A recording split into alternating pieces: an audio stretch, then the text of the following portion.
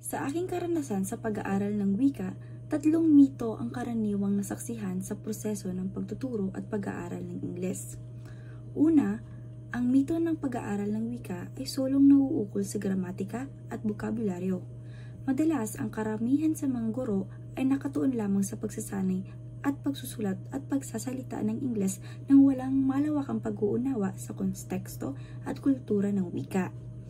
Halimbawa, sa aking high school, ang aming guro sa Ingles ay nakatuon lamang sa pagsasanay ng gramatika at hindi binibigyan ng halaga ang pag-unawa sa kultura at kasaysayan ng wika. Pangalawa, ang mito na ang pag-aaral ng wika ay mabilis at madaling matutunan. Karaniwan, inaasahan ng ilang tao na maging bihasa sa wika sa loob lamang ng maikling panahon. Subalit, ang pag-aaral ng wika ay isang proseso na nangangailangan ng tiyaga at patuloy na pagsasanay. Halimbawa, noong ako ay nasa kolehiyo, marami sa amin ang naghahangad na maging profesional sa Ingles sa loob lamang ng ilang buwan. Ngunit sa karanasan, natutunan namin ang kahalagahan ng pagtuloy na pag-aaral at pagsasanay. At panghuli, ang mito na ang pag-aaral ng wika ay hadlang sa ibang aspeto ng edukasyon. Madalas, ang ilan ay nagpapalagay na ang pagtutok sa pag-aaral ng wika ay maaaring maging sabagal sa pag-unlad ng iba pang larangan. Halimbawa, marami sa amin ang mga naaapektuhan sa high school sa labis na oras na ginugugol ng pag-aaral sa Ingles kaysa sa ibang asignatura tulad ng agam o matematika.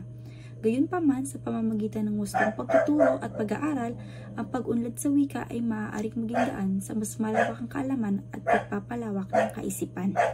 Sa kanyang kabanata, ipinapakita ni Kirkpatrick ang tatlong pangunahing prinsipyo ng pag-aaral ng wika na mahalaga sa konteksto ng pagtuturo ng Ingles sa ASEAN. Unang prinsipyo ay ang pagtanggap ng kakayahan at katangian ng mga mag-aaral.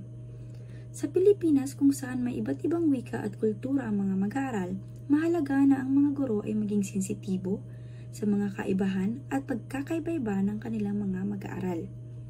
Halimbawa, sa isang silid-aralan kung saan may mga mag-aaral na nagbumula sa iba't ibang rehiyon, ang pagtanggap at pagpapahalaga ng kanilang mga wika at kultura ay naglalayong palakasin ang kanilang mga pag-identify at pagtanggap ng kanilang sarili.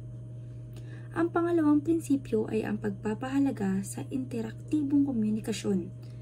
Sa pagtuturo ng Ingles, mahalaga na ang mga mag-aaral ay maging aktibo at makilahok sa mga aktibidad na nagpapalawak ng kanilang kasanayan sa pakikipag-usap at pag-unawa sa iba't ibang konteksto ng wika.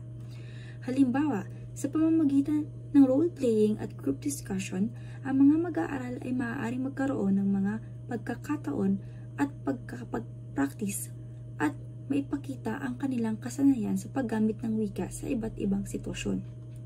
Ang pangatlong prinsipyo ay ang pagpapalawak sa kaalaman at pag-unawa.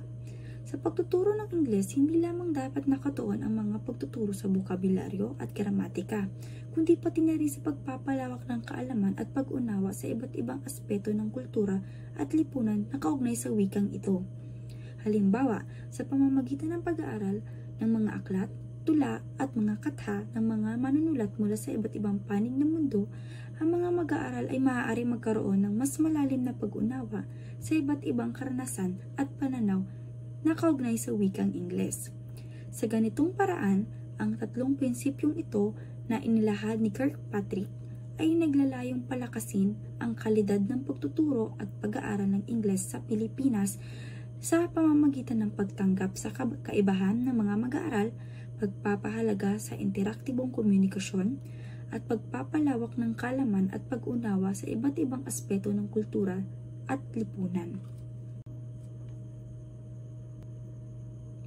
Sa kanyang talakayan mula sa pahina 14 hanggang 24, ipinaliwanag ni Kirkpatrick ang paniwala ng pure English sa loob ng konteksto ng ASEAN.